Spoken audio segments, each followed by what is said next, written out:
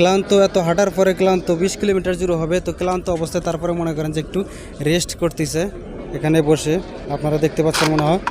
আর দোয়া করবেন হাজিদের জন্য, তাদের হজ যেন আল্লাহ তাআলা সহজ করে দেয়।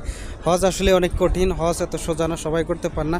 সেই কারণেই হজ করতে হয় যুবক বয়সে, কারণ এত বয়স শেষ হয়ে গেলে হজ করলে সে সময়টাতে ক্লান্ত, অনেক পরিশ্রম, অনেক কষ্ট হয়ে যায়।